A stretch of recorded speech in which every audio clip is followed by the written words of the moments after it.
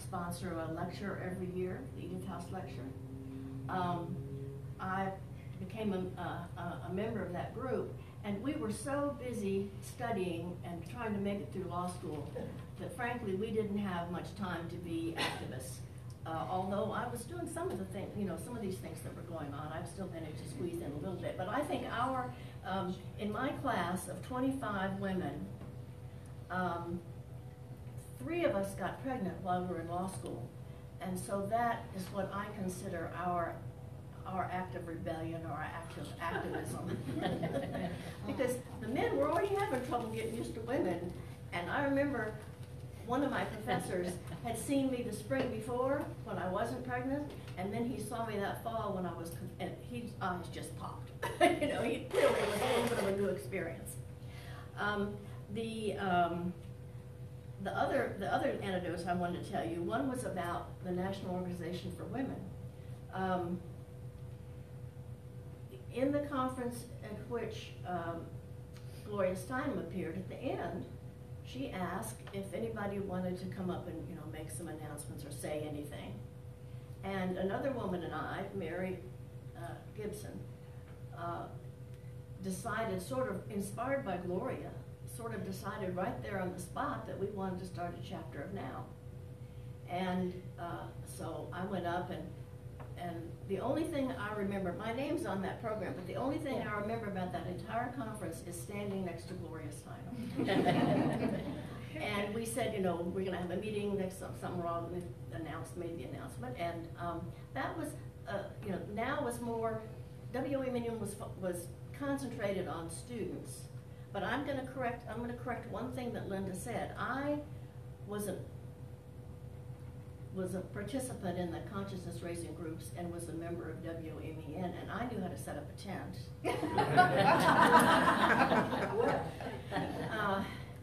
But I was probably the oldest person in WMEN. I wasn't a student yet, but I was in my late 20s. And I'm sure I was the oldest person, one of the few non-students. Anyway, back to NOW. So we started it, and NOW was short-lived because Mary moved, and I went on to law school and couldn't keep up. But we had a NOW chapter that was centered more on the people, the women living in town, of course. And one of the things that we did, Mary was much braver than I, and I was scared, but she suggested this, and we did it. At the time, the Athens Banner Herald had ads, classified ads, separate for women and men. Because the women, at that time, the women's careers were basically teacher, nurse, secretary, retail clerk. And we objected to that. So about maybe 10 or few of us decided we would just go up to the Athens Banner Herald office unannounced. Were you there, Helen? Were you with us, Helen? No, but I remember those ads. Right, okay, yeah, oh yeah. Wanted male. Wanted male, wanted female, yes, we all do. And so we went up, and of course the office was little, so we just filled the main lobby area. And we asked to speak to the editor, and the editor decided to slip out the back door. And so we really just sat. We just sat in the office for maybe an hour or so and talked to the secretaries to see what we were doing. And so we made the point, and I don't think that they made any changes right away. But that's the one thing I remember about NOW, having done in just a 2-year short history probably. But the best thing about that story is that when our younger son was in high school, I told him that story, and his response was, "Why do they need to have separate ads?" In his lifetime, and that's exactly what Jackie said I repeated this the other day, and Jackie said the same thing. Why would they need, because in his, by the mid-90s, women were in all sorts of fields, and they were no longer limited to those four fields. One other story I wanted to tell was, I think the consciousness raising groups made biggest difference to me because that's what really got me started. And Helen Wilkes and I were in the same consciousness racing group, and it gave us a sense of solidarity with other women. And it was a special solidarity. It wasn't just like your neighbor coming over having tea, because we talked about serious issues and things that really mattered to us. And when do you think that was? Fall of 71 or fall of 72? They started in the fall of 71. Yeah, that's when we started. And that was really my first introduction to feminism, other than reading Betty Friedan's book, The Feminine Mystique. And it's interesting, when I talk to feminist people, I ask them sometimes, how did you get involved? And the feminine mystique is very often mentioned as the scintillating moment. I read it when I was in college,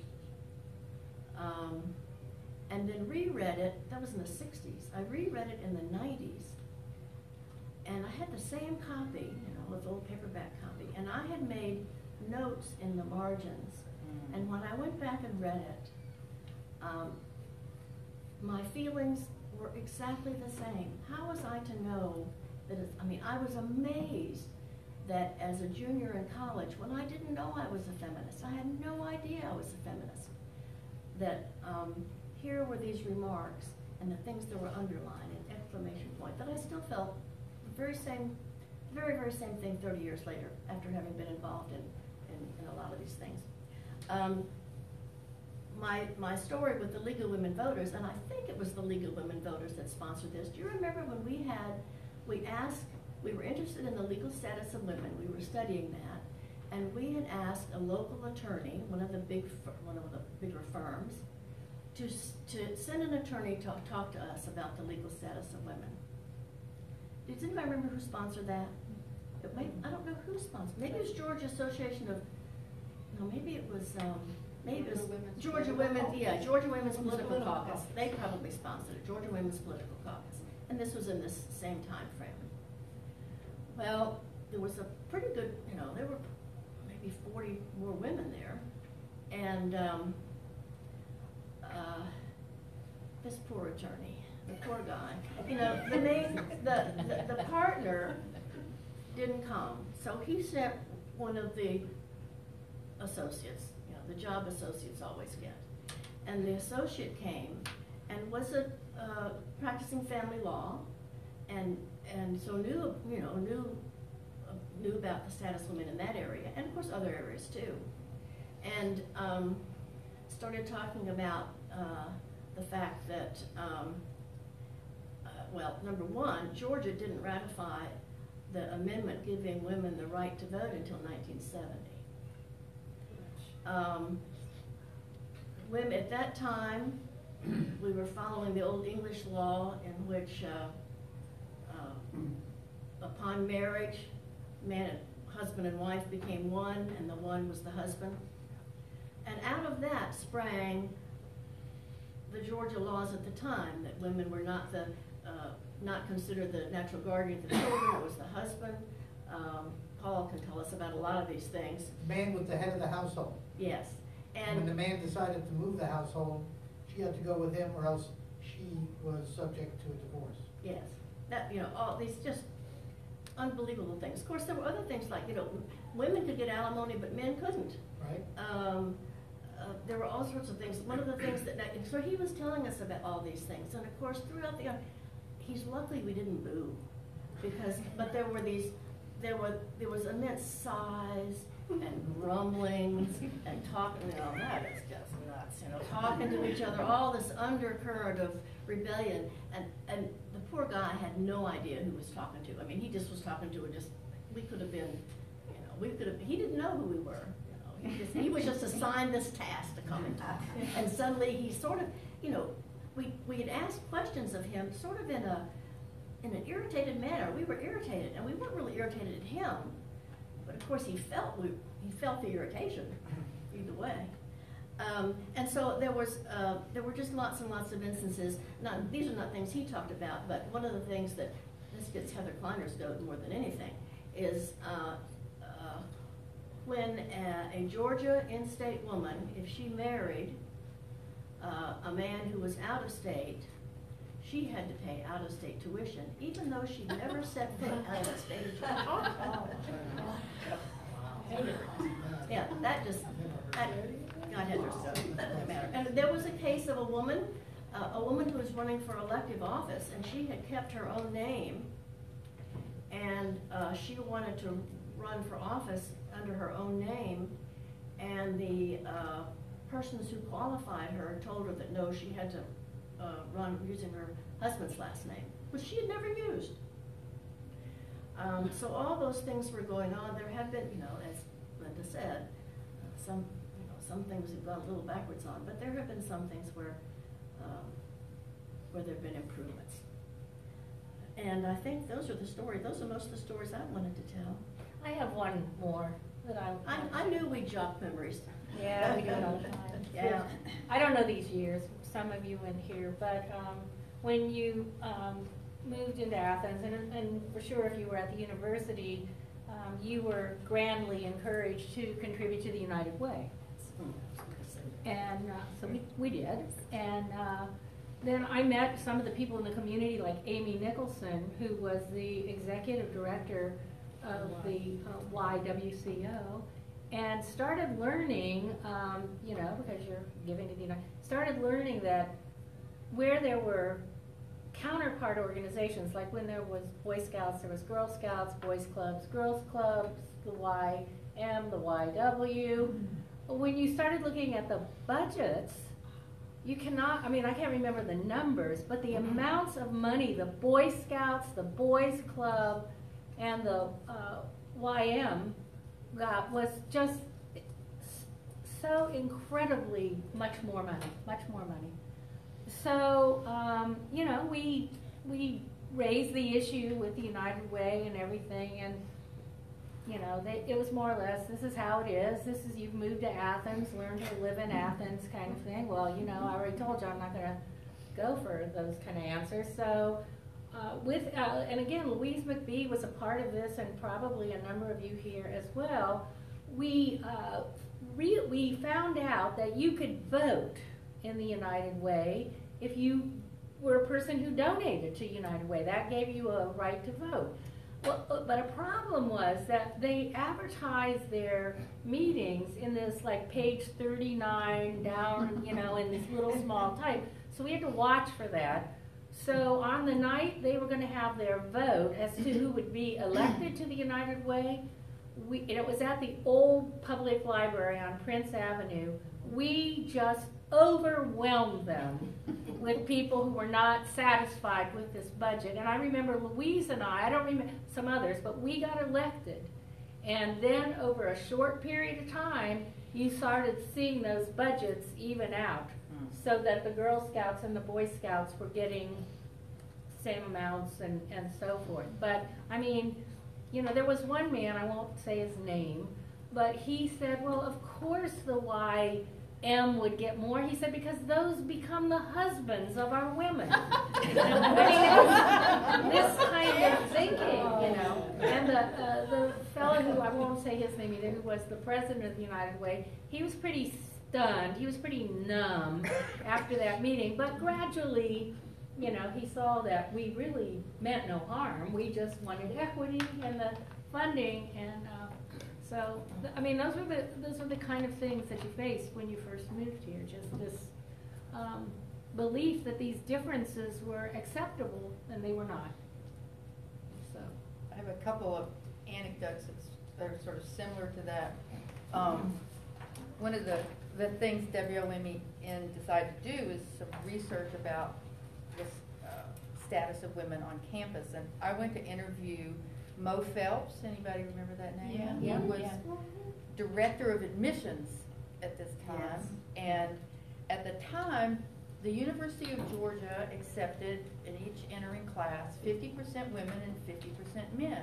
Well, that sounds like equity, right? That's right. But the fact is, women always had better GPAs, higher grade point averages out of high school, and had better scores on SATs. So it ended up discriminating against women. And so when I tried to talk to him about this, he got very upset, and he said, well, what do you want? A campus full of home ec majors? That was 1972. I think Louise took care of that though. Yeah, I I'm think sure she she did, took yeah. care of a lot of this. Another anecdote, and Charlie Honeycutt may remember this, because Charlie and I were in student government together. One of the student senate's jobs was to allocate this tiny little budget that came from our student affairs fees. And at the time, part of that budget was to fund women's athletics on this campus. And so I don't remember the figures.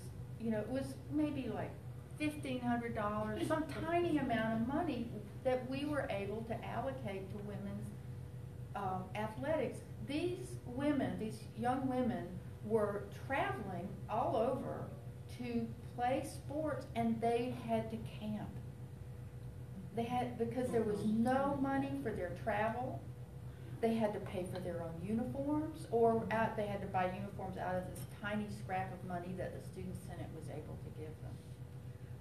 And of course, that changed with Title IX, and there was, you know, now we have these fabulous teams and much more equity in women's sports, but that's where it was in 1971. I have a question. What role did women of color play in the feminist movement in Athens? Because the first woman, African-American woman, was admitted to the university only in 1963, of course, Charlie and Hunter Galt. And was there a role for women of color on this campus at that time? Well, I think when I was a student here, there were about 700 black people total on campus. And they were almost invisible. The only woman who I knew as an activist was Connie Brown, now Connie Brown Sampson, who, when Coalition 72 ran its first slate of officers for student government, David Alonzo ran for president, I ran for vice president, and Connie Brown ran for secretary. Because Coalition 72 was really committed to, you know, opening up the doors and being a coalition for all sorts of activists. But that's about it for me. In the law school, of course, if there were only 15% women, there were just a handful of African-American women. But I will say that one of the women who got pregnant was one of the African-American women. So of the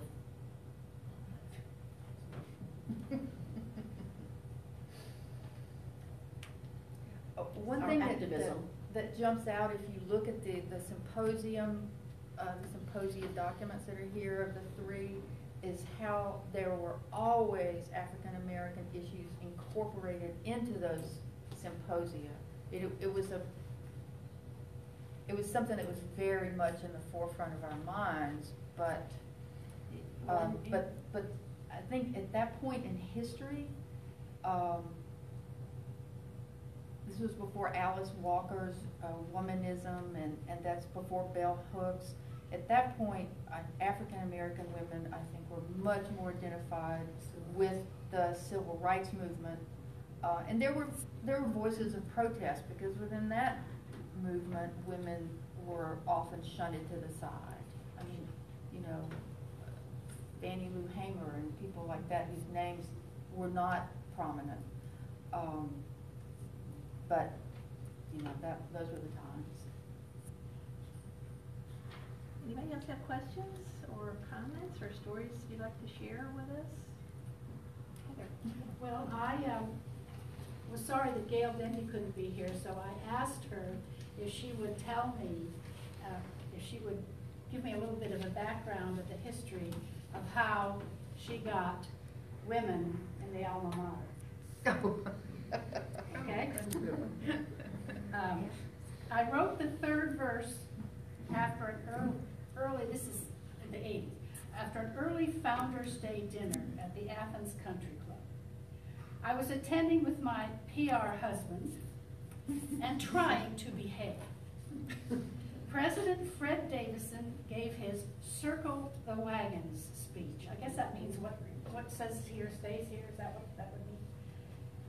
which I and an Atlanta Constitution reporter found to be against free speech, and loaded with several other positions with which I took issue.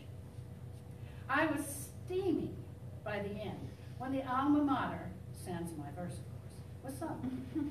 Everyone in the banquet hall stood up except me and the Athens reporter. My husband, understandably, was appalled and kept urging me to stand. I did not. We had a spirited conversation. Frank and candid discussion, I think. He said, "You should have stood. It's your alma mater." I snapped back that it was not my alma mater, that it only applied to men.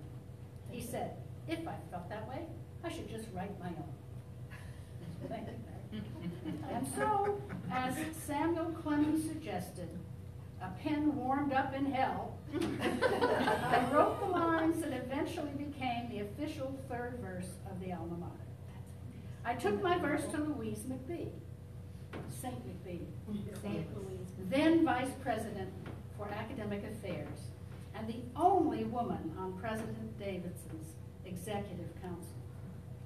She was ridiculed when she presented the verse for consideration and practically laughed out of the room.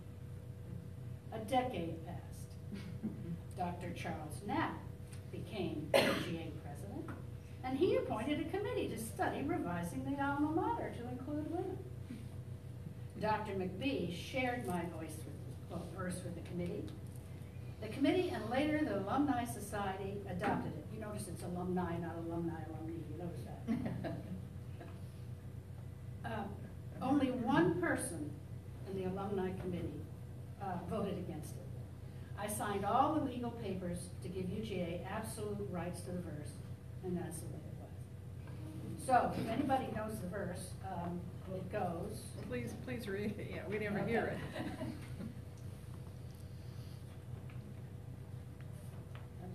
This,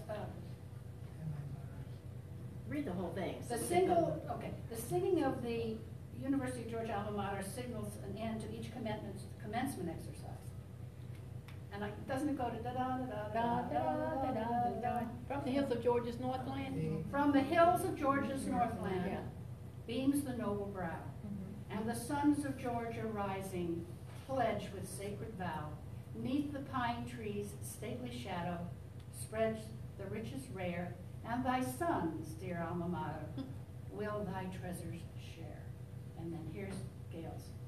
And thy daughters proudly join thee, take their rightful place, equal dreams side by side into the future, equal dreams embrace. And then, through the ages alma mater, men will look to thee, thou fairest of the Southland, Georgia varsity. And the chorus is, alma mater, thee will honor, true and loyal be, ever crowned with praise and glory, Georgia, hail to thee. Thank you. Yeah, that's great. I'd like to acknowledge too, we've got Pat Del Rey has joined us, who is was a professor here at UGA and founding mother, I guess you'd say, of the Institute of Women's Studies. So, Slightly correction. Maya Blaubers Oh, was yes. the first director of the program, and she lost her position That's right. because of it. she was the director of the She Women's was Studies program, and she was denied tenure. Yep. I served on the grievance committee that when she brought the grievance about being fired. There were 2 women, a bunch of men. The 2 women voted in my favor and voted against her. We wrote a minority report, which I just recently, in cleaning out my office, found the whole file on this, which I kept on. But Maya deserves to be remembered. Yes. Did you say? I think Maya Blaubers. Maya Blaubers. Maya Blaubers. That was a big deal. I think Pat, And she went to, after that, she attended She law went to school. law She school. went to law school, and her case still was not resolved. The legal filings were not resolved 3 years later. So, Yeah. you know, it's still going on all through law school. She went to law school here. Yes. She was a Yes, she Canadian, and she, in those days, if you were not an American, you couldn't get tenure. And so she was not, wasn't that? No, that was not No. an issue. No, but that was an issue that Maya had at one point. At one point, but it wasn't involved. But that's another thing, you know, now you can get tenure if you're, Maya and I went to the dean. Would you stand up, Patsy? Maya and I went to the dean in arts and sciences at the time, Payne, and I was on the steering committee. I came here in '78. She was still here, and he said to us before we even started talking about the program, he said, "I don't believe in women's studies. Nobody would take a course with women in the title." And actually, another dean at my previous institution told me the same thing. So it was a very difficult environment. This would have been in '78, '79. And Maya was so special that she was in the College of Education. She got the College of Arts and Sciences to approve the undergraduate certificate in women's studies. So she actually established the program. What I did was just, with the fortune of having new administrators, Charles Knapp, a new dean of arts and sciences, John Kozak, and Vice President Procasi, they came from other institutions, and that was the time that women's studies had started, and we tried to convince them that it was the intellectual contribution of the women's studies program that was necessary for the University of Georgia, and fortunately, they listened. And then, of course, Louise McPhee, who was acting as Associate Vice President for Instruction, she was of course, instrumental, like you all said, in so many other ways about it. And we had an internal search, we submitted a budget. First, we asked for a steering committee, for a committee to be appointed to just evaluate how effective, were the courses in women's studies that were existing in departments, were they highly enrolled or not? And it turned out they were the most enrolled courses in their department. So we presented that to her. There was a $45,000 budget for a half-time director, and Louise then submitted this to Charles Knapp to approve the $45,000. So that's what happened. I remember walking outside of Louise's office, getting the news, and thinking like, oh my God, now what do you do to start a program? And I saw the library as I was walking across, and I said, that looks like a kind of high-class location. I said, we're going to try and get an office in the library. And then we did, and then we just... And before that, Virginia Trotter had given the program money for a half-time secretary. That's all the money it had. And when Maya had to leave the university, she took that away. No money after 70, that was 79. So you've got money back plus.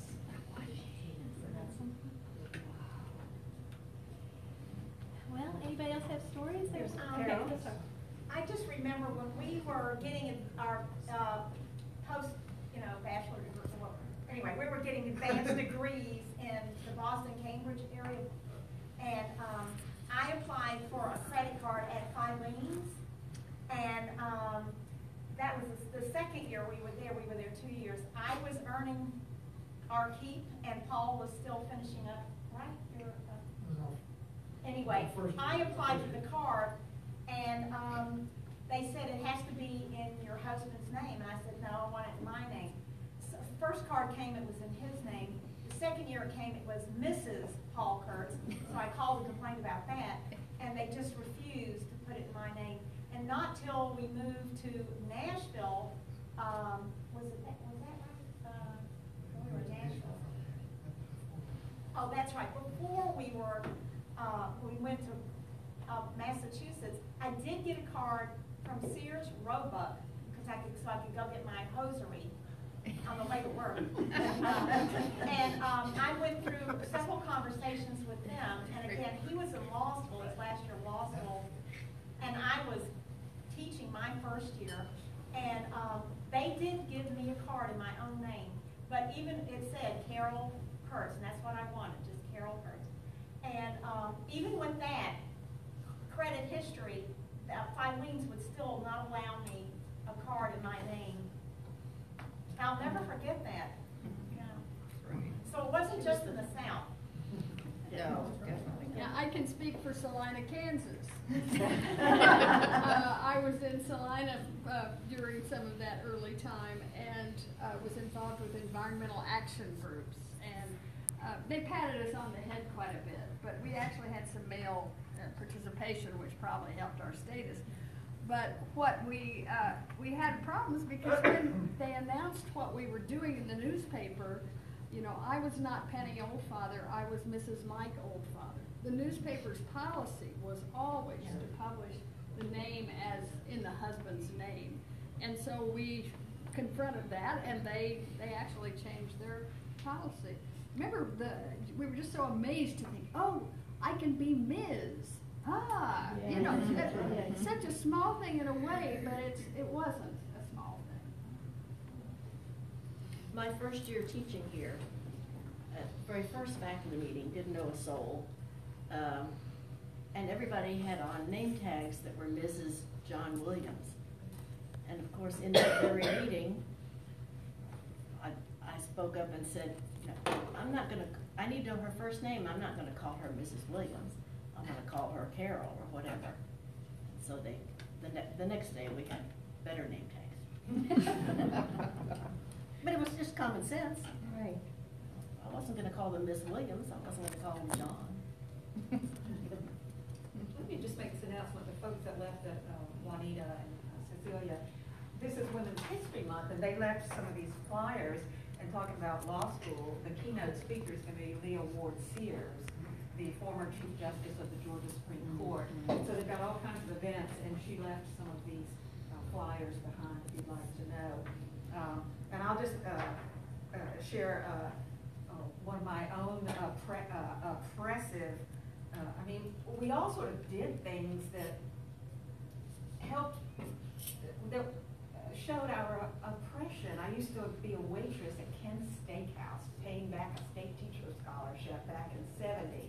And Ken's Steakhouse, I'm sure you've seen the dressing that they now have at the grocery store. Well, they had a room that only men could go in because that's where the businessmen went to discuss important things. And I recall as a waitress, some women would inadvertently head there, and I'd say, no, you can't go in there. So, you know, we have certain things we're a little ashamed of. Didn't you all get involved in the ERA? I made about 40 Yes. speeches to the Navy women, to the women of the Tuxton Methodist Church, at Augusta College, all over Georgia. I just, you know, it didn't work. As you can see, Georgia didn't ratify, but we were constantly making speeches on behalf of the Equal Rights Amendment. And when it was first passed by Congress, it was a part of both parties' platforms that year. That's what's so strange to think about now. Both the Republicans and the Democrats made it part of their party platform. So, in just a very short period of time, between about 72, I believe, and 78 or so, the opposition organized against it and really brought it down. So. Do you remember that Eliza Pascal came over from Atlanta to talk to us about the ERA? And she mentioned that the three objections by the opposition were, if you had a woman's rights, there would be problems with rape, recruitment, and restrooms. Yeah. Everybody would get raped. Women would get raped because they were out there. They would be the draft. They would be eligible for the draft. Well, look at them now. And restrooms would be Unisex. Oh my God. With the transgender rights movement that's pretty active now, they raised that same restroom issue, of course, when people talk about it. So, yeah. well, rape is a big issue, as we said earlier. But still, it's, as you say, the over-sexualization of women is a whole issue of young women. I don't think we should leave this, you know, it's getting close to the end, but I'll let Paul talk too, but I don't think we should leave this conversation without mentioning the Jeanette Rankin Foundation, which is one of the outgrowths of the League of Women Voters Committee that Heather and Margaret and Gail and I and Rita Rivers were on. And you know, that has been starting with $16,000 and the change that we threw into the basket at the pizzeria. Well, that's how we started. And then later we got the $16,000 from Jeanette Rankin's will. That organization, which you all know all about it, I'm sure.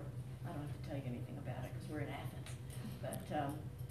But now we've given more than 2 million in scholarships. 2.3 million. 2.3 million in scholarships, and all that started with the very first one. You saw the picture of, with Barbara Dixon of $750.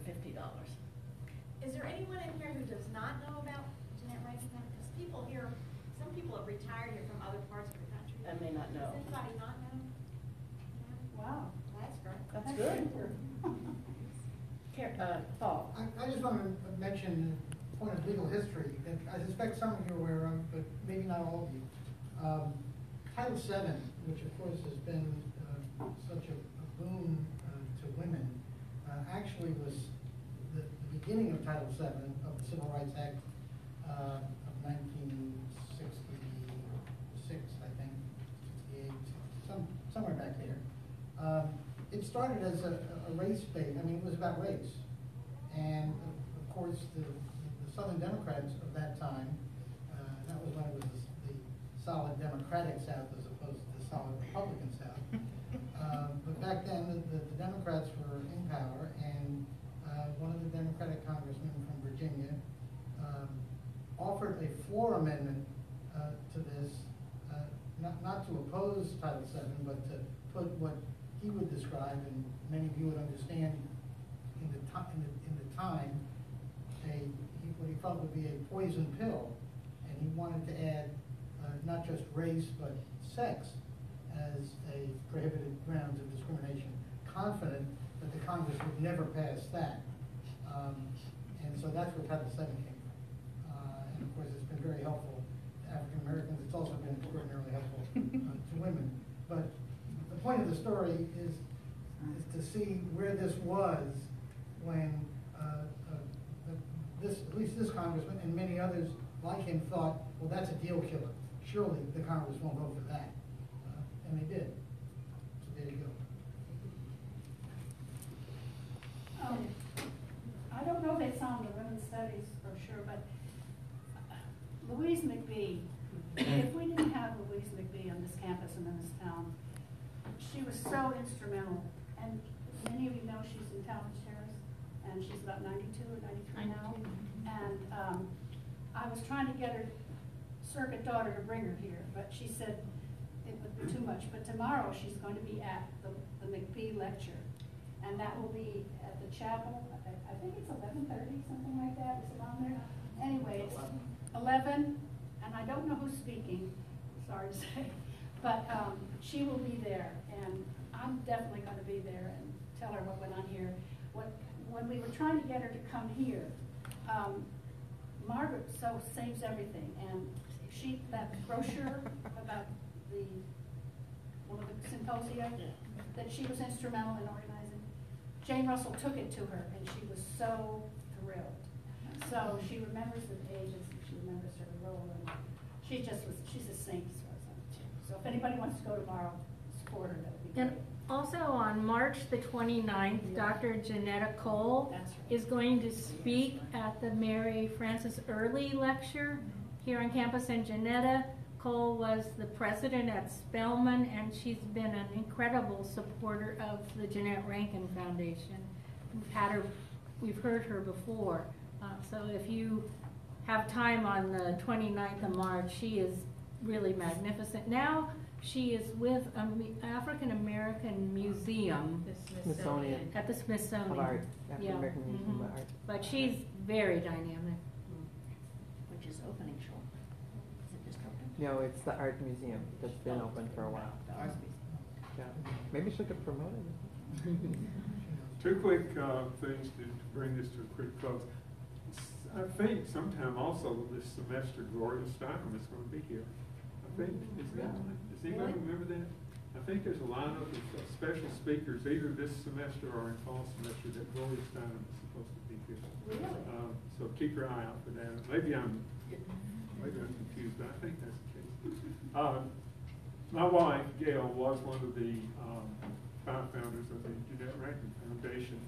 When I was a child, my father was in the Army, and I lived in Germany, and we had a babysitter. And when we came back, I eventually wound up here in Athens. and my wife helped found the Jeanette Rankin Foundation. The first recipient of the scholarship from the Rankin Foundation, Barbara Dixon, was my babysitter when I was 10 years old. I was in Germany. We never knew that. Connections go round Where and do you round. know that? Yeah. Connections go Little round known and fact. No, it's true. I want to thank our panelists for really a lively, interesting, informative, and fun session. We have for each of them the famous Ollie gift, which is a gift certificate for a free Ollie class. And would you join me in thanking them?